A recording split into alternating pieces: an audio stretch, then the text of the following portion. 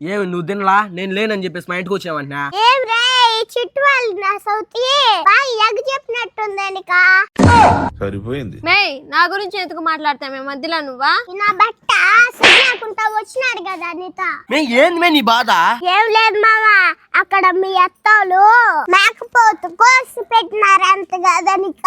నువ్వు లేవని మీ ఇంటికి పోతే అన్న సౌతి బూలొచ్చమ్మ మీ అమ్మ ఒక పిల్ల మేకను కూడా కొయ్యలేదు మావా. ఊర్లో ఎవరో కోస్తే 2 కేజీలు తెచ్చి వాట్స్ పెట్టింది నా సౌతి.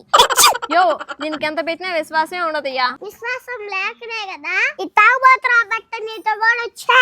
మేకపోతుని కోసుకొని బాగా తిన్నాడా. మే కార్తీక మర్యాదగా మాట్లాడు. మర్యాద ఉండే నా బట్ట అయితే నన్ను కూడా పిలుచుకొని పోయి ఉండవా? మేయ్ నిన్ను మా ఇంటికి తీసుకొని పోయి 3 మేకపోతులు కోసి పెడతాను, తినకపోయినావు నా సౌతి.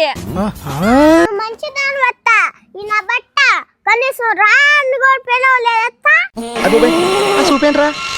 చూడు ఎట్ట చూస్తున్నాడు, ఒక మేకపోతుని తినేసి వచ్చేసినా కదరా నా బట్ట. మే నాగేశ్వరి దీన్ని ఏమి ఊరికే ఏదంటే అది మాట్లాడుతూ ఉంటదా? అవునయ్యా నేను పోయినాను, నా మేనకోడలను కూడా తీసుకురావాలి కదా నువ్వు. ఏంది మే నువ్వు దీంతో కూడా కలుసుకున్నా? తాగేస్తున్నాడత్తా, నీకు వాసన రాలా? ఏందియ్యా నిజమా? ఏంది మే నిజం అంటున్నావా? ఏం చెప్పింది ఆ పిల్ల?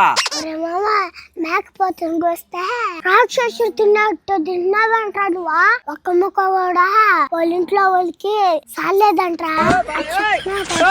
ఏం మే మీ ఇంటికి వచ్చింది దానికి అదే బహుమానం నాకా? ఏందియ్యా నన్ను అడిచి మాట్లాడుతున్నావా? కార్తీక నువ్వు చెప్పింది నిజమే. ఏంది మే నిజమా? ఏందియ్యా కొడుతున్నావా?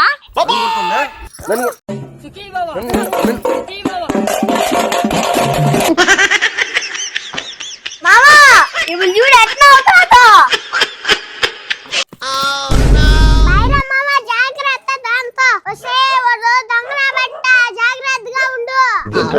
ఓయ్ ట్వింకల్ ట్వింకల్ లిటిల్ స్టార్